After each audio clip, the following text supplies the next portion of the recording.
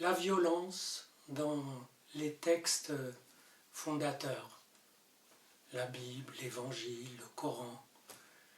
Et c'est important de connaître cette chose-là avec toutes les nuances. Parce que sinon on dit, de toute façon, les textes fondateurs, les textes religieux sont tous violents, déchaînés, en même temps ils contiennent de l'amour. C'est beaucoup plus précis. Si vous voulez, pour commencer par le plus vieux, la Bible contient deux sortes de violence, la Bible hébraïque.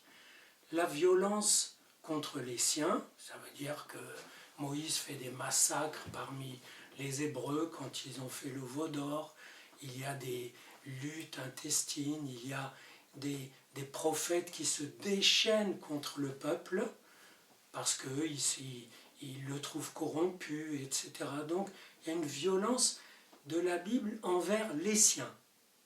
Vous voyez ?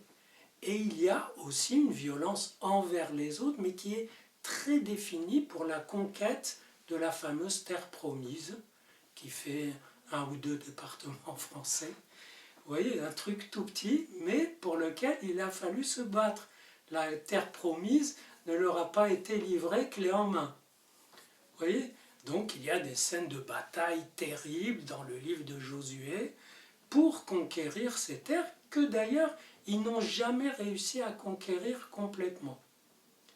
Mais il y avait l'idée, il faut vraiment avoir une terre à soi, une terre, la terre qui a été promise aux ancêtres, etc. Vous voyez, donc deux types de violence. Et la seconde, celle qui est orientée vers les autres, elle est très précise, très délimitée. Ce n'est pas la conquête du monde. Voyez-vous ? Alors dans l'Évangile, assez peu de violence, encore que d'une certaine façon, tendre la joue gauche quand on vous donne une gifle sur la joue droite, il y a là une certaine violence. Parce que c'est dit, ça revient à dire à l'autre que vous êtes au-delà de ce qu'il peut ressentir, au-delà de sa colère, que lui, vous le laissez se vider de sa colère sur vous, et avec l'espoir que vous allez le rencontrer au-delà de lui-même. C'est un petit peu violent, parce que de quel droit vous lui donnez rendez-vous au-delà de ce qu'il ressent maintenant? C'est-à-dire que ça vous pose un peu en juge. Tout ce que tu me dis là, comme c'est violent, c'est nul. T'es nul quand t'es violent. Je veux te rencontrer au-delà, dans la douceur. Mais il faut aussi se rappeler que Jésus a maudit un arbre, un figuier qui ne lui avait pas donné ses fruits. Il avait faim, il n'a pas trouvé. Il a dit maudit soit cet arbre, et il est repassé plus tard, et l'arbre était desséché. Et il y a de la colère chez Jésus, la colère contre les marchands du temple. Vous voyez, pas de colère contre la foule qui applaudit quand il doit être exécuté. Vous voyez, donc c'est très mélangé.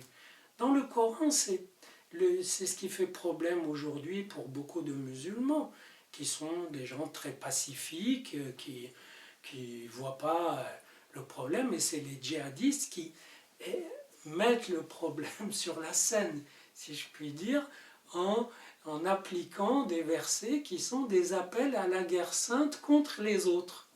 C'est-à-dire, nommément, pas contre les polythéistes parce qu'il n'y en a plus vraiment, mais contre les gens du livre, c'est-à-dire les juifs et les chrétiens, qui sont représentés aujourd'hui par Israël, les juifs du monde et les États-Unis, un peu l'Europe aussi.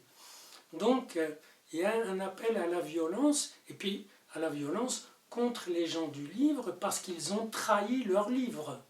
Vous voyez ?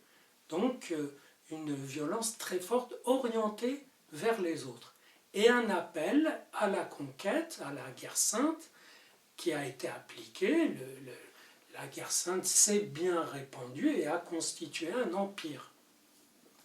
Donc, qui est essentiellement par la force, pas toujours par la violence, parce que la prise de Jérusalem par les musulmans a été pacifique vu le rapport de force.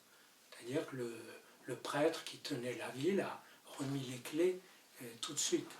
Donc le problème aujourd'hui, c'est que il n'y a pas tellement des appels venant des autres religions, bouddhistes, juives ou chrétiennes, à attaquer les autres, à un appel à combattre les autres.